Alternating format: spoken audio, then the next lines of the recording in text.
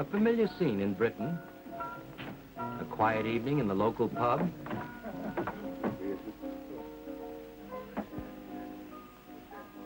The old sea salts retell their tales.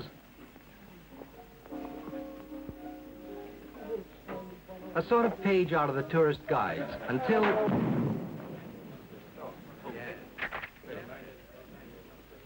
In the pub and in homes all over the village, chosen men respond to the firing of a maroon rocket, dropping whatever they're doing to answer the call to service.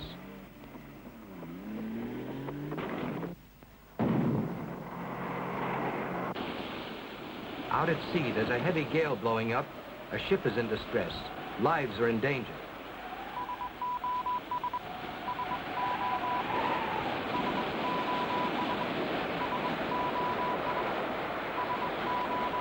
To the rescue will come these men of the lifeboat service.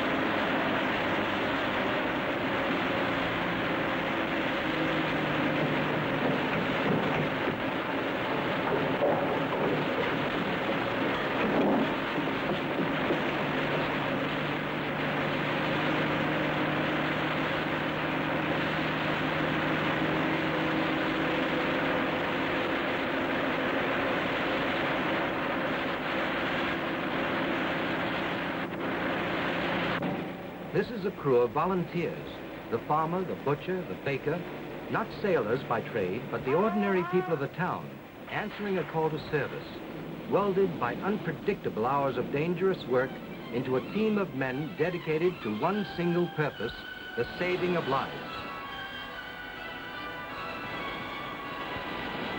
In the quiet after every storm, the story of the lifeboat service is told in towns and villages all around the coastline of Britain and Ireland. There are altogether 150 lifeboat stations, all manned by volunteers. Possibly because no part of Britain is more than 75 miles from the coast, the British are in a sense born to boats, and the challenge of the sea is one they have mastered for centuries. The voluntary lifeboat service most nearly symbolizes that mastery. Its men must put to sea when other ships are seeking shelter. Their boats must go where no other boat can go. At Dunkirk, 2 such boats as these took off 3,000 men in several days' continuous service. But in peacetime, the calls are no less urgent, for 11 lives are rescued every week from around the British coast.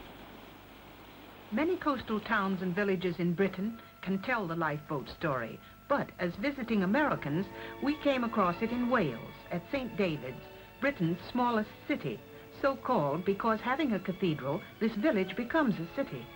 And here, St. David, patron saint of Wales, was born in the 5th century.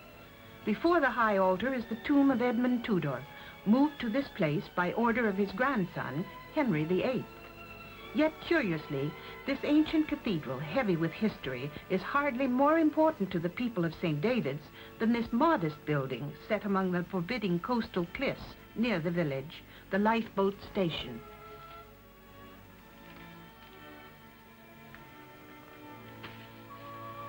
We've been given an introduction to Mr. Lewis, skipper of the lifeboat.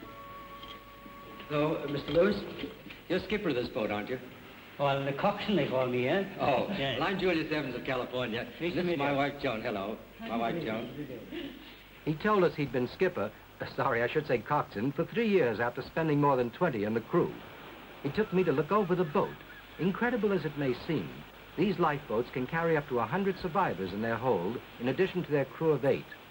On their prow is the sign of the Royal National Lifeboat Institution, which administers a service from funds given entirely by public donation. This is the record of the service of the St. David's lifeboat. In 100 years, it has saved 186 lives from the sea. Possibly its greatest adventure was the rescue of a Greek tanker which split in half in heavy seas in 1954. The story hit the headlines, and its hero was the coxswain of those days, now retired but still to be seen daily in the main street of St. David's, reading the official lifeboat barometer. Unlike most members of the lifeboat service, Captain Watts Williams spent many years earning his captaincy on ocean-going vessels. What's the weather going to be like, Captain? Well, but look at the barometer falling. We're going to have some bit of mucky weather. You can really have some rough weather around here, Oh, Captain. you can. How tough has it been around in this coastal area? Oh, so sometimes we get 100-mile-an-hour gale. What does that do to the waves? Oh, like Cape Horner's coming along then. They really come high. Well, everything's all awash. You spend most of your life on the sea, haven't you? Yes, 30 years in the Merchant Navy and 20 years in the lifeboat service. Went twice around the world in one of the biggest four-masted barks under the Red Ensign called the House of Liverpool.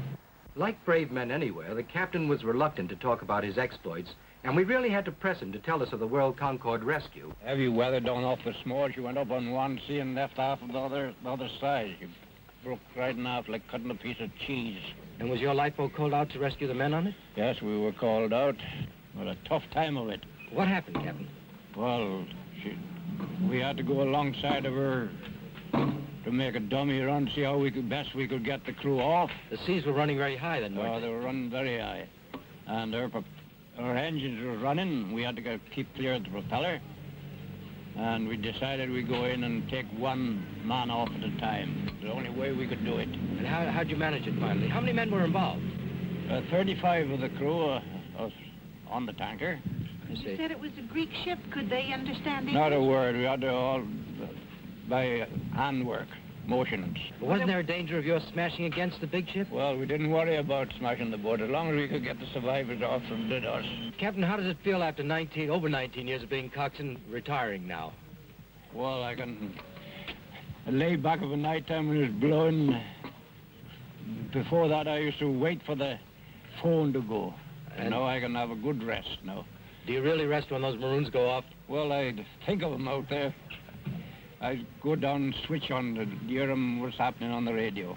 In other words, you can't sleep even now. No.